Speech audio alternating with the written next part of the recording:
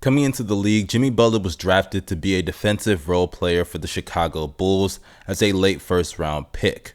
But over the course of his career, he consistently got better and improved, and now he is the best player that led his team to an NBA Finals appearance that most people didn't see coming even throughout the duration of their playoff run. YouTube, what's going on? It's your boy David from NBA Knowledge, and today we are going to look at the timeline of the career of Jimmy Butler. If you enjoyed this video, make sure you hit that like button and subscribe, as well as push the bell for post notifications. And without further ado, let's get started with this video. In Jimmy Butler's rookie season with the Chicago Bulls, it was pretty pedestrian. He averaged less than 3 points a game and averaged less than 9 minutes per contest, and it's not like his shooting splits were impressive at all. So offensively, he was very limited, and in the minutes that he was getting, it wasn't like he was that impressive. But literally the next season, his averages would jump to nearly 9 points per contest on much better shooting splits. But regardless, though, he was a defensive role player. That was his role. And the next year he cemented that, because in a year where Derrick Rose tore his meniscus, it gave some shine to other players on the roster, such as obviously Jimmy Butler. He did shoot below 40% from the field that season, but he did average double digits, averaging 13 points per game.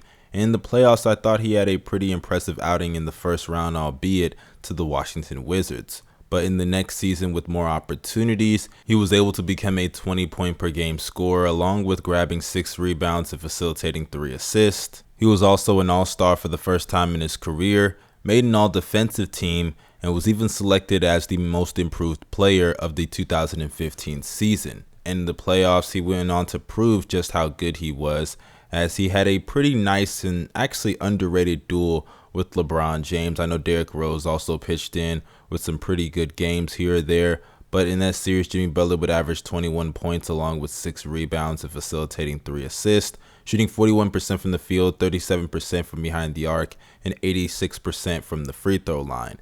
And defensively, he played a pretty good job on LeBron James, who in that series shot below 40% from the field, and get this, 11% from 3. LeBron struggled heavily in that series with his efficiency, and though the Cavs did win, and actually ironically in game 4 LeBron hit a game winner over Jimmy Butler, I think that series just further cemented that Jimmy was one of the more up and coming players in the league, and his time would eventually come, and it did, as the next year he would continue to go on and make an all-star team and an all-NBA team as well.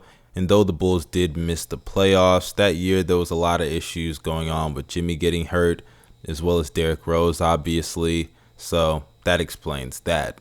And in the 2017 season, when they went to get Rondo and Dwayne Wade in free agency, many people questioned if that was the right decision, but they moved on. And though Rondo did play well in the playoffs, which was a big reason why they were up 2-0 on the Celtics in the first place, they struggled throughout that entire year to find chemistry.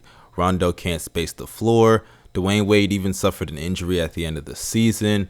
And to be frank, they just didn't really fit well with each other, even going into that year. So the issues that people complained about became an ongoing issue throughout that entire season. And there was even a beef between Jimmy Butler and some of the players in the locker room, because he was angry that some of them didn't take losing seriously.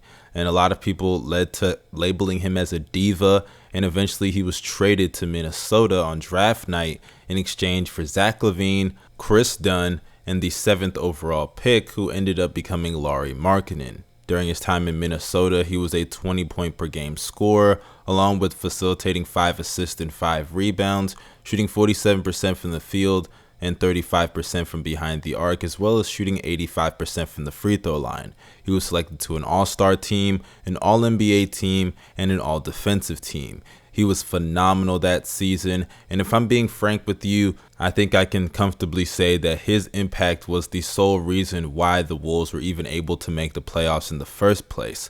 Because a lot of people don't talk about this, but during his time in Minnesota, they were only winning during his time playing. As when he went down with an injury in February against the Houston Rockets, they were 36-26. When he came back, Later on in the season against the Lakers, they were 45-35. They were struggling just to maintain 500 in his absence, to the point that it came down to their final game against the Denver Nuggets to determine who was going to get the final slot in the playoffs that year.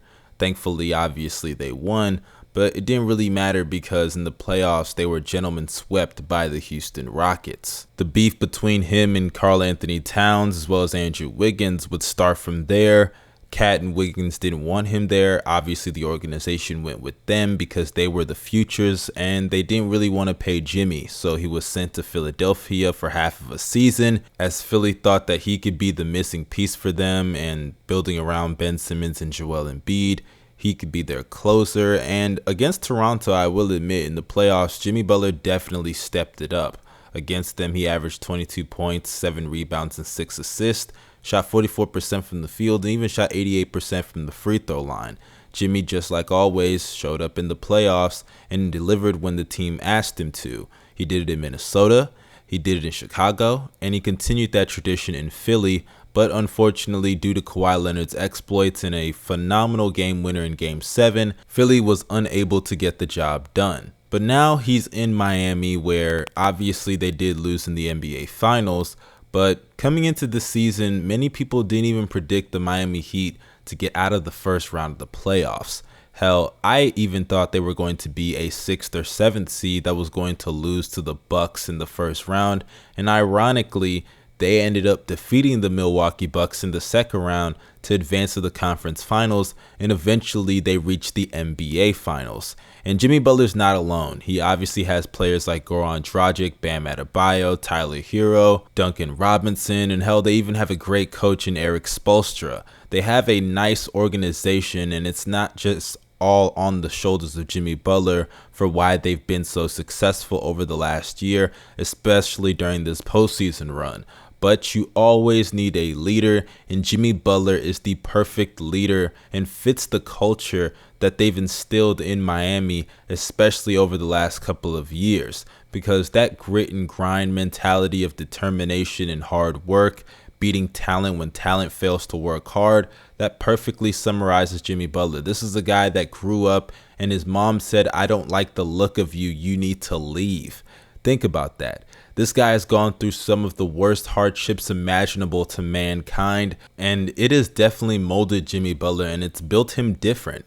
I hate to say that phrase. I know a lot of people hate it, but Jimmy is just built different than a lot of guys because of his upbringing, and he's probably seen a lot more than people are even led on to believe. So it's no shock to me, at least, that Jimmy Butler acts the way that he does because he's had to work for everything. So when he sees a guy like Karl Anthony Towns or Andrew Wiggins, who clearly have the talent to be able to be stars, but just don't have the motivation, the drive, and determination to push themselves into that upper echelon, of course Jimmy's going to be mad. But in Miami, seeing guys like Bam Adebayo, Tyler Hero, Kendrick Nunn, Goran Dragic, these are guys that have grinded to get to where they are, and that's the kind of environment that Jimmy Butler thrives in. He thrived in it growing up, he thrived in it in high school, college, and now in the NBA. That's why he didn't fit in Minnesota or in Philly.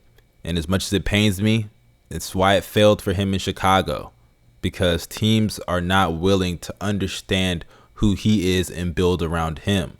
But now that he's found that place that's willing to do so, we're seeing the full potential of what he can do for a team as the best player, as now he has a finals appearance under his resume, which a lot of other players can't say. I'm talking about you, Carmelo.